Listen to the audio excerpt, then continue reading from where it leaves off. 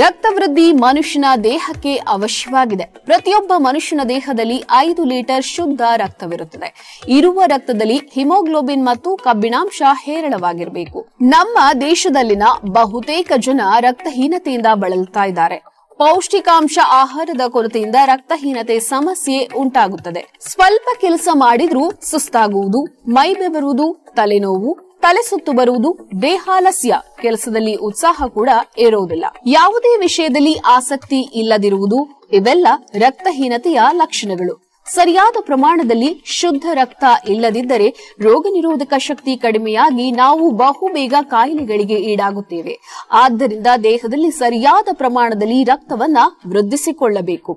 ರಕ್ತ ವೃದ್ಧಿಗಾಗಿ ನಾವು ಆಹಾರದಲ್ಲಿ ದಾಳಿಂಬೆ ಹಣ್ಣು, ಖರ್ಜೂರ, ಗೋಡಂಬಿ, ಸೇಬು ಮುಂತಾದ ಹಣ್ಣುಗಳನ್ನ ಸೇವಿಸಬೇಕು. ತರಕಾರಿಗಳಲ್ಲಿ ನಾವು ಬೀಟ್ರೂಟ್, ನುಗ್ಗೆ ಸೊಪ್ಪು, ಪಾಲಕ್ ಸೊಪ್ಪು ಉಪಯೋಗಿಸಬೇಕು. ನಮ್ಮ ಸಿದ್ದಲಿಂಗೇಶ್ವರ ಆರೋಗ್ಯಧಾಮದಲ್ಲಿ ಹೇಮಸೂದ ಮತ್ತು ಗೌಪಿಯುಷ್ ಕ್ಯಾಪ್ಸ್ಯೂಲ್ಗಳು ಲಭ್ಯವಿದ್ದು, ರಕ್ತಹೀನತೆಯಿಂದ ಬಳಲ್ತಾ ಇರುವ ರೋಗಿಗಳಿಗೆ ಬಹಳ ಉಪಯುಕ್ತ ಟಾನಿಕ್ ಕ್ಯಾಪ್ಸ್ಯೂಲ್ಗಳು ಇವೆ. ಈ ಟಾನಿಕ್ ಮತ್ತು ಕ್ಯಾಪ್ಸ್ಯೂಲ್ಗಳ ಸೇವನೆಯಿಂದ ಕೇವಲ 15 ದಿನದಲ್ಲಿ ರಕ್ತವೃದ್ಧಿಯಾಗಿ ದೇಹದಲ್ಲಿ ಹೊಸ ಚೈತನ್ಯ ಮೂಡುತ್ತದೆ. ನಿಶ್ಶಕ್ತಿಯಿಂದ ಇರುವವರು ಉತ್ಸಾಹ ಮತ್ತು ಲವಲವಿಕೆಯಿಂದ ಕೆಲಸವನ್ನ ಮಾಡ್ತಾರೆ.